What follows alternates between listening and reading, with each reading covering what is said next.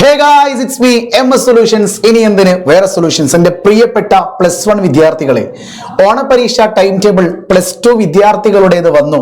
പക്ഷെ പണി കിട്ടിയത് +1 കുട്ടികൾക്കാണ്.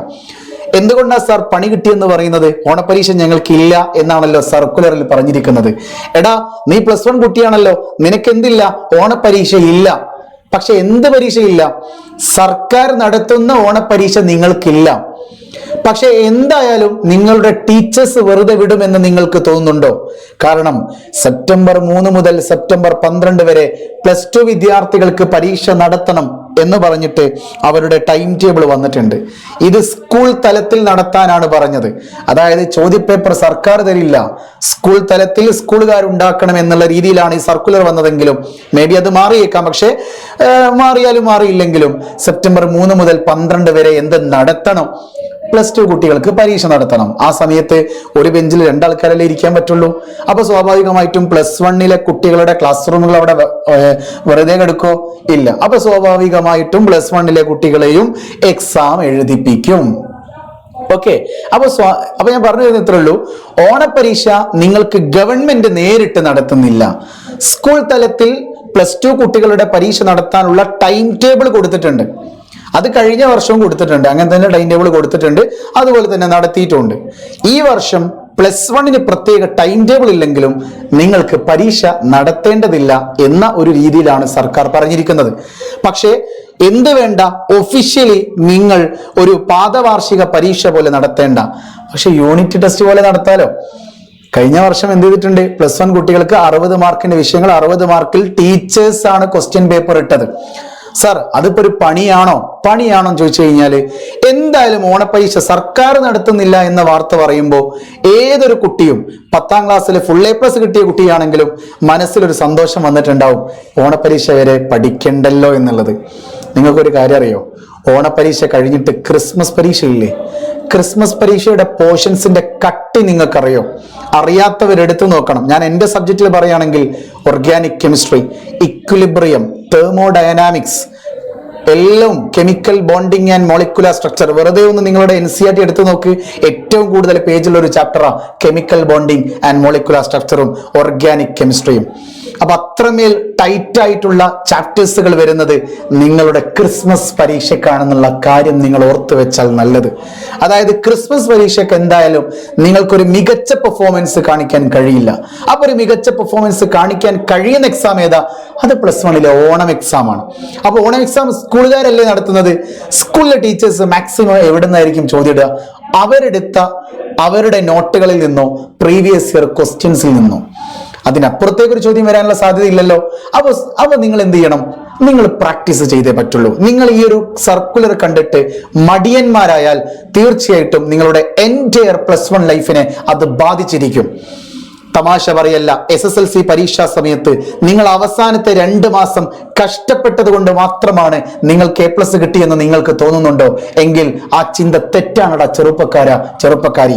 ആ 2 മാസം നിന്റെ ചുറ്റും നിന്നെ കൊണ്ട് പഠിപ്പിക്കാൻ അധ്യാപകരുണ്ടായിരുന്നു, ട്യൂഷൻ സെന്ററിലെ അധ്യാപകരുണ്ടായിരുന്നു, സ്കൂളിലെ ടീച്ചേഴ്സ് ഉണ്ടായിരുന്നു, നിന്റെ കൂട്ടുകാരുണ്ടായിരുന്നു, നൈറ്റ് ക്ലാസ്സുകൾ ഉണ്ടായിരുന്നു, മോർണിംഗ് സ്പെഷ്യൽ ക്ലാസ്സുകൾ ഉണ്ടായിരുന്നു, യൂട്യൂബ് ലൈവ് ക്ലാസ്സുകൾ ഉണ്ടായിരുന്നു, ആപ്ലിക്കേഷൻ ക്ലാസ്സുകൾ ഉണ്ടായിരുന്നു. എല്ലാം നിന്റെ ചുറ്റുഭാഗമുള്ളവരെല്ലാം നിന്നോട് SSLC എന്ന് പറഞ്ഞത് കൊണ്ടാണ്, അത്രമേലൊരു ബാക്ക് ഫോഴ്സ് നിന്റെ ബാക്കിൽ ഉണ്ടായിരുന്നത് കൊണ്ടാണ് നിനക്ക് പഠിക്കാൻ തോന്നിയതും നീ പഠിച്ചതും നിന്റെ കഴിവ് റിസൾട്ടായിട്ട് പുറത്തേക്ക് വന്നതും.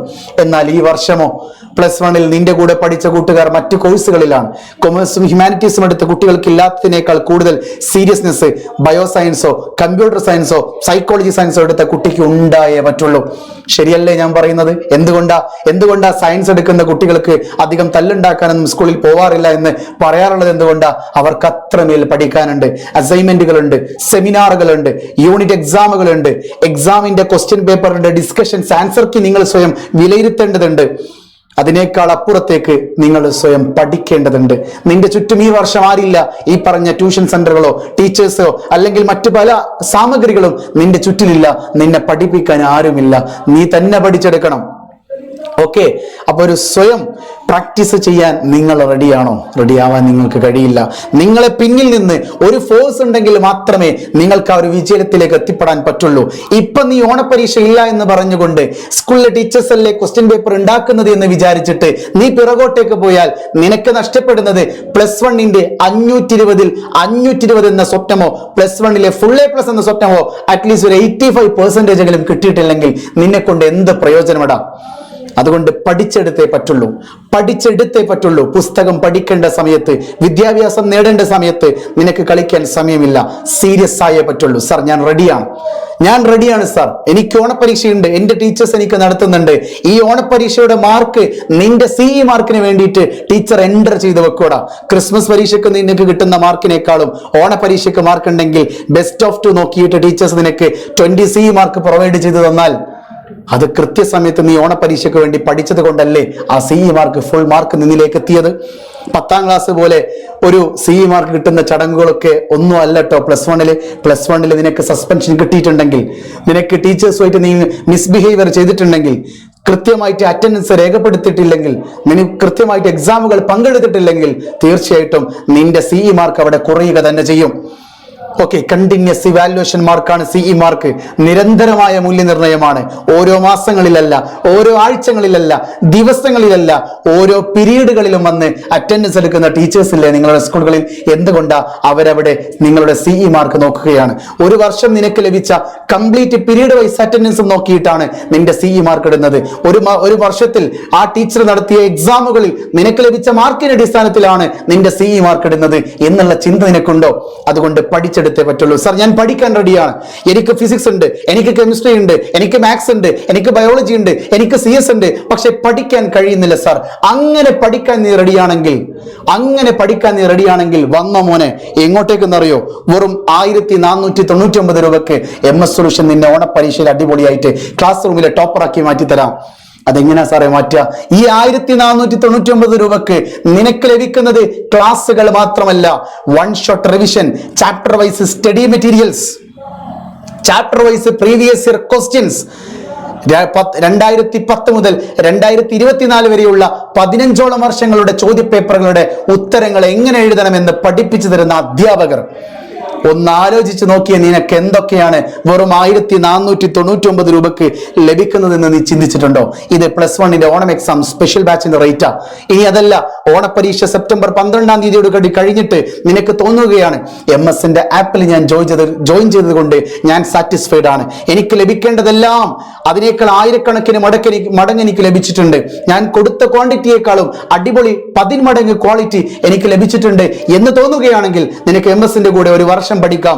Ben 10 ബാച്ചിലോ, ന്യൂട്ടൺ ബാച്ചിലോ, A10 ബാച്ചിലോ ജോയിൻ ചെയ്തുകൊണ്ട്. ആ സമയത്ത് ഞാൻ നിനക്കൊരു ഓഫർ തന്നിരിക്കും. എന്തെന്നറിയോ? ഈ 1499 രൂപ നിന്റെ ബാച്ചിലേക്കുള്ള റേറ്റ് ആക്കി ഞാൻ മാറ്റിത്തരും, അതിലേക്ക് കൺവേർട്ട് ചെയ്തു തരും. സോ നീ ബാച്ചിൽ ജോയിൻ ചെയ്യട്ടോ. അപ്പൊ ഉഷാറായിട്ട് പഠിക്കുക, വേറെ ലെവലാക്കണം.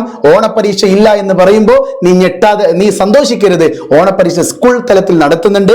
അങ്ങനെ നടത്തുമ്പോൾ തീർച്ചയായിട്ടും നിന്റെ കൂടെ MS ഉണ്ട്. എല്ലാ ലൈവുകളിലും നിന്റെ കൂടെ ഉണ്ടാകും, ആപ്പിലൂടെ നിന്റെ കൂടെ ഉണ്ടാകും, ഡൗട്ട് സെക്ഷൻസിലൂടെ നിന്റെ കൂടെ ഉണ്ടാകും. എല്ലാത്തരം പ്രോബ്ലംസിനും പരിഹാരമുണ്ട്. ആ പരിഹാരത്തിന്റെ പേരാണ് MS പരിഹാരം, that is MS solutions. Okay അല്ലേ? സോ ഇപ്പൊ തന്നെ നിങ്ങൾ എന്ത് ചെയ്യുക? ഈ സ്ക്രീനിൽ കാണുന്ന മൊബൈൽ നമ്പറിലേക്ക് വാട്സപ്പ് ചെയ്യുക. 2 നമ്പർ വേണേ ഞാൻ തരാം. ഈ 2 നമ്പറിലേക്ക് നിങ്ങൾക്ക് വിളിക്കാം. 8075 12 50 31 അല്ലെങ്കിൽ 70 12 67 0055 എന്ന് പറയുന്ന ഈ 2 മൊബൈൽ നമ്പറുകളിൽ നിങ്ങൾക്ക് ഏതിലേക്കെങ്കിലും ഒന്നിൽ വാട്സപ്പ് ചെയ്തുകൊണ്ട് ഞാൻ +1 സ്റ്റുഡന്റ് ആണ്, എനിക്ക് MS-ന്റെ ബാച്ചിൽ ജോയിൻ ചെയ്യണം, ഓണം എക്സാമിന്റെ സ്പെഷ്യൽ ബാച്ചിലോ, ഒരു വർഷത്തെ Ben 10 ബാച്ചിലോ, എൻട്രൻസോട് കൂടിയിട്ടുള്ള ന്യൂട്ടൺ ബാച്ചിലോ, കരിയർ ഗൈഡൻസ് ഉള്ള A10 ബാച്ചിലോ, ഏതിൽ വേണമെന്ന് നിനക്ക് തീരുമാനിക്കാം. ഏതിലാണെങ്കിലും നിന്നെ വിളിക്കുന്നത് MS ആണ്ട. നിനക്കുള്ള ചോദ്യപേപ്പറുകൾ കൊണ്ടുതരുന്നതല്ല MS. നിന്റെ പരീക്ഷാ പേപ്പറിൽ നീ എഴുതേണ്ട ആൻസർ ഷീറ്റിൽ 60 മാർക്കിൽ 60 മാർക്കോ, 80 മാർക്കിൽ 80 മാർക്കോ, 520-ൽ 520 നിന്നെ കൊണ്ട് നേടിപ്പിക്കുക. നിന്നെ കൊണ്ട് പരിഹസിപ്പിക്കപ്പെട്ടവരുടെ മുന്നിൽ വെച്ചിട്ട് നിന്നെ കരയിപ്പിക്കുന്ന അവസ്ഥയല്ല, പരിഹസിക്കപ്പെട്ട നിന്നെ കരയിപ്പിച്ച ആൾക്കാരുടെ മുന്നിലൂടെ നീ കയ്യടി വാങ്ങിക്കൊണ്ട് നടത്തി തരും MS. പേടിക്കണ്ട, തീർച്ചയായിട്ടും നീ എന്ത് ചെയ്താൽ മതി? ഈ നമ്പറുകളിൽ വാട്സപ്പ് ചെയ്തുകൊണ്ട് പെട്ടെന്ന് ബാച്ചിൽ ജോയിൻ ചെയ്താൽ മതി. ബാക്കിയൊക്കെ അവിടെ വെച്ച് കാണാം. It's me MS solutions. ഇനി എന്തിന് വേറെ സൊല്യൂഷൻസ്. ബൈ.